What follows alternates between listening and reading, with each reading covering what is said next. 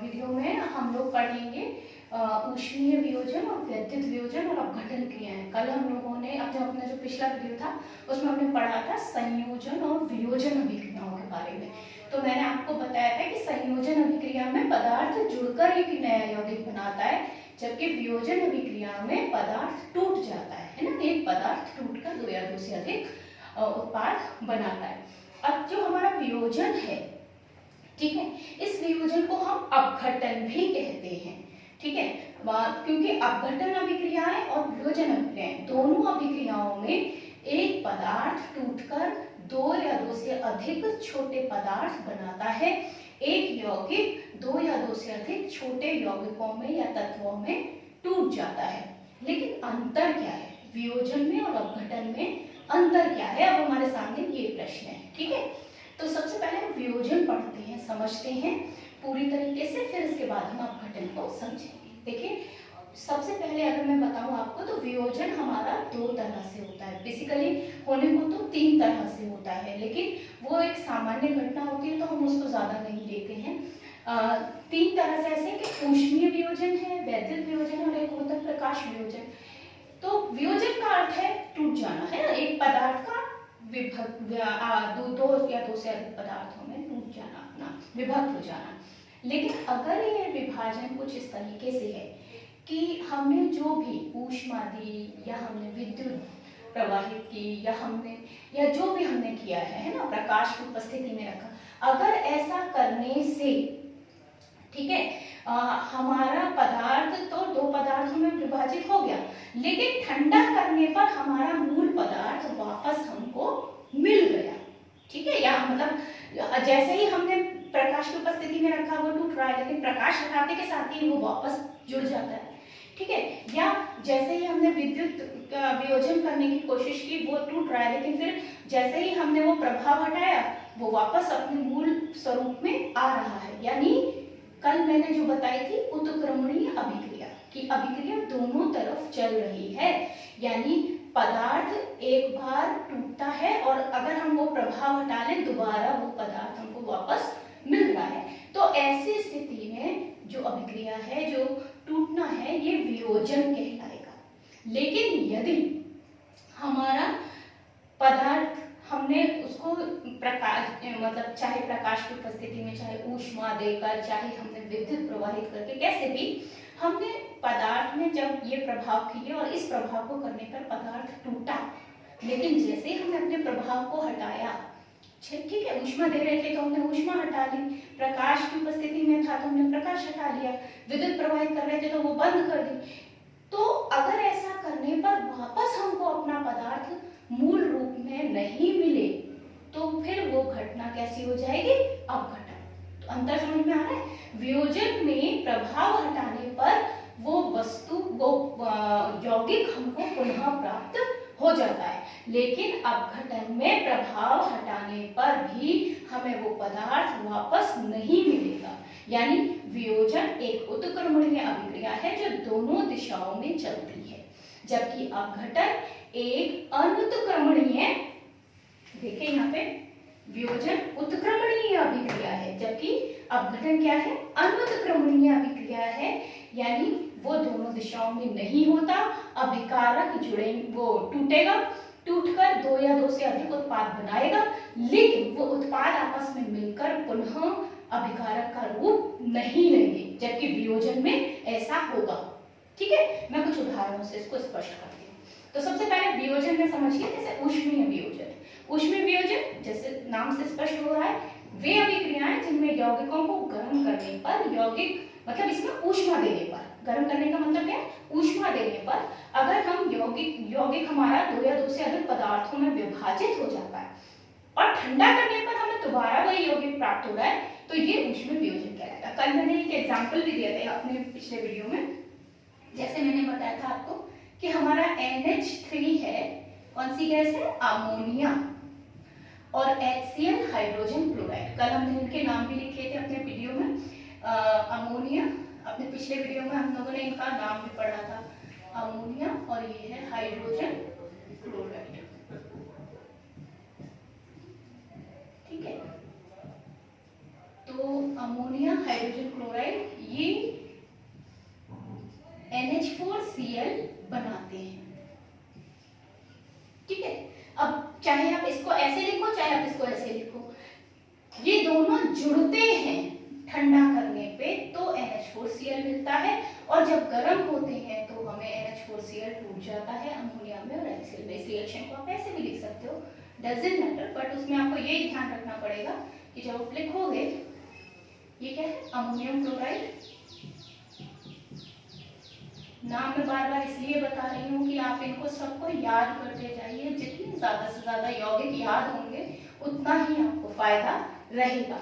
तो NH4Cl है। अब देखो NH4Cl यहाँ लिखूंगी मैं गरम, क्योंकि NH4Cl गरम हो करके NH3 और HCl में टूट जाएगा। तो ठीक है, और ठंडा करने पर ये वापस हमको मिल जाएगा। तो ये कैसी अभिक्रिया है, ऊष्मीय वियोजन। ये कौन सी अभिक्रिया होगी, ऊष्मीय वियोजन। अब इसके बाद अगर हम बात करते हैं विद्युत वियोजन, ठीक है, तो विद्युत वियोजन क्या है, विद्युत वियोजन जैसे आप NaCl, ये नाम शायद आपने सुना हो और ये शायद आप इसको अच्छे से जानते हैं, इसका नाम है सोडियम क्लोराइड, ये है नमक।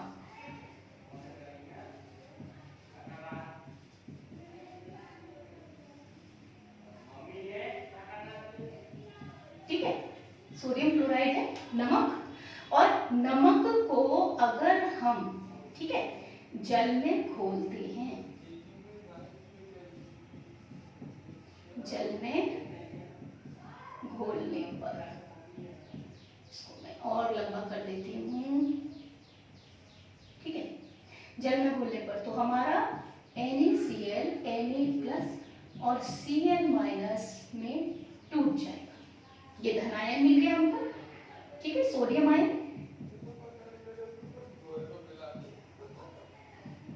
ये धनायन है, और क्लोराइड आयन ये हमारा ऋणायन है। तो हमें दो आयन प्राप्त हो गए, सोडियम आयन और क्लोराइड आयन, हमको दो आयन मिल जाएंगे, सोडियम क्लोराइड हमारा टूट जाएगा। लेकिन जल को वाष्पित करने पर, ठीक है, वाष्पित करने पर अगर आप जल का, हमने नमक को पानी में घोला, ठीक है, तो आपको दिखता नहीं है लेकिन उसमें सोडियम और क्लोराइड आयन अलग अलग हो जाते हैं। लेकिन जब हम इस नमक के पानी को, ठीक है, गर्म करेंगे, ठीक है, तो क्या होगा, पानी पानी उड़ जाएगा, नीचे एक सफेद तली में हमें एक सफेद पदार्थ प्राप्त होगा, वो सफेद पदार्थ नमक ही है, यानी हमको NaCl वापस मिल गया, Na+ और Cl- आपस में जुड़ गए और फिर से उन्होंने NaCl बना लिया। तो जल में घोलने पर Na+ और Cl- अलग हो गए थे, और जब वो वाष्पित कर देने, मतलब उस विलायक को हटा देने पर हमें वापस NaCl मिल गया। तो ये कौन सी अभिक्रिया होगी, विद्युत वियोजन। वे अभिक्रियाएं जिनमें वैद्युत संयोजी यौगिक विलायक में घोलने पर क्या हो जाएंगे, धनायन ऋणायन में विभक्त हो जाएंगे, लेकिन विलायक हटाने पर अपने मूल यौगिक हमें प्राप्त हो जाएगा, तो वो विद्युत वियोजन कहलाएगा। ठीक है, तो ये हो गया हमारा वियोजन। वियोजन कैसी अभिक्रिया, उत्क्रमणीय, मतलब दोनों दिशाओं में हो रही है। जब प्रभाव डालेंगे, ऊष्मा का प्रभाव हो चाहे कुछ भी, तो ऊष्मा का प्रभाव हमने किया तो गर्म करने पे प्रभाव होगा और ठंडा करने पर वो प्रभाव हट जाएगा। ऐसे ही विलायक के में घुलने पर हमारा विद्युत वियोजन होगा, लेकिन जैसे ही विलायक को हटा लेंगे हमारा विद्युत वियोजन में वो जो मूल पदार्थ हमको वापस मिल जाएगा। तो ये तो हो गए वियोजन। अब बात करते हैं अपघटन।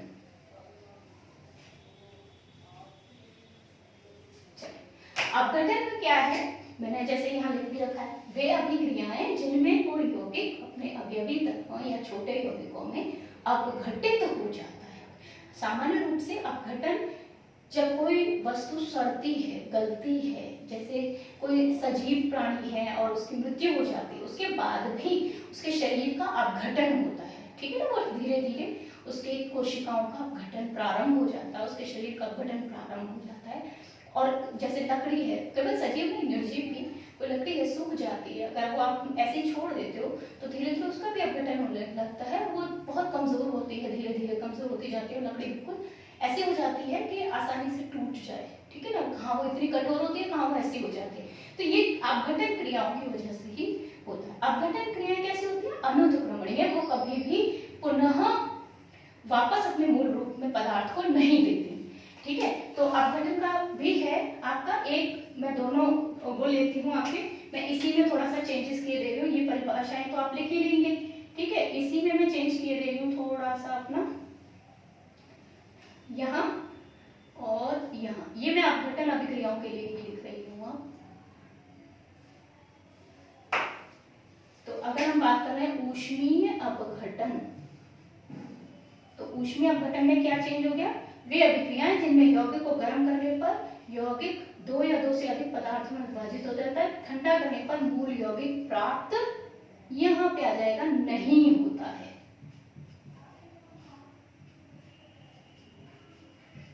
नहीं होता। ठीक है, तो ये अभिक्रिया क्या कहलाएगी?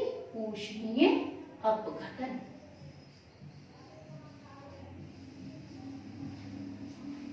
इसी तरीके से अगर हम विद्युत अपघटन की बात कर रहे हैं,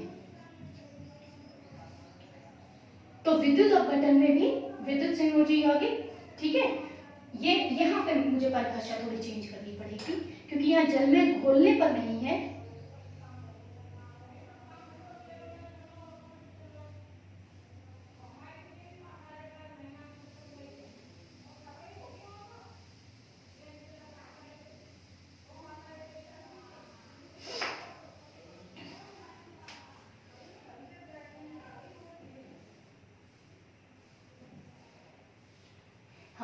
वे अभिक्रियाएं जिनमें यौगिक में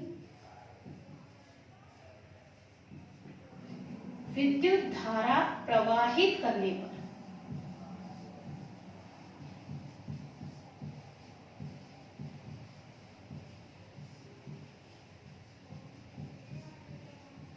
ठीक है, दो या दो से अधिक यौगिकों में विभक्त हो जाते हैं, किंतु विलायक हटाने पर, यहाँ विलायक हटाने की जगह विद्युत हटाने पर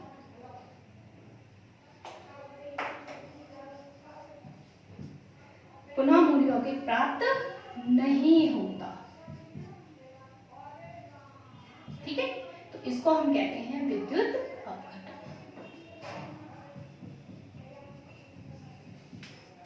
आगे, तो ऊष्मीय अपघटन का उदाहरण मैं एक लेती हूँ, जैसे हम मान लीजिए कैल्शियम कार्बोनेट, याद है मैंने बताया था आपको, कैल्शियम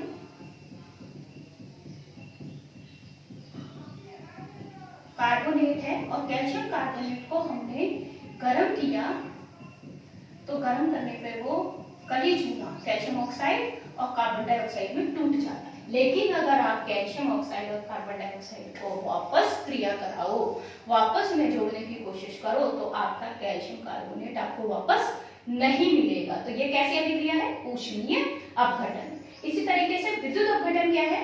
विद्युत अपघटन है, जैसे मैंने आपको बताया था H2O, ठीक है, H2O में हमने विद्युत धारा प्रवाहित की। क्या है H2O? पानी, हाइड्रोजन ऑक्साइड। ठीक है, तो विद्युत धारा प्रवाहित की तो ये H2O और O2 में टूट गया। लेकिन अगर हम H2O और O2 हाइड्रोजन और ऑक्सीजन गैसों को आपस में क्रिया कराते हैं, तो विद्युत हटाने पर वापस हमको H2O ऐसे ही नहीं मिलेगा, उसके लिए स्पेशल प्रोसेस होगी। लेकिन हमें ऐसे ही हाइड्रोजन ऑक्सीजन से पानी नहीं मिल जाएगा विद्युत धारा हटा लेने पर। ठीक है ना, तो ये अनुत्क्रमणीय अभिक्रिया है, इनका चिन्ह आप देखिए। ठीक है, ऊष्मीय वियोजन में मैंने कैसा चिन्ह लगाया था? इस तरीके का, और जबकि इनमें चिन्ह जो लगाया है वो सीधा लगाया है। तो ये हुआ हमारा ऊष्मीय वियोजन और ऊष्मीय अपघटन, विद्युत वियोजन और विद्युत अपघटन। अपघटन और वियोजन में अंतर क्या है? ठीक है, थोड़ा सा मैं आपकी बुक के चैप्टर से एक्स्ट्रा लेकर चल रही हूँ, क्योंकि बुक में लिमिटेड चीजें हैं, बट हमें उससे थोड़ा एक्स्ट्रा पढ़ना पड़ेगा। पेपर में ये सब चीजें भी पूछ ली जाती हैं। ठीक है, इसलिए ये सब आपको अपनी कॉपी में भी लिखना है और पढ़ना भी।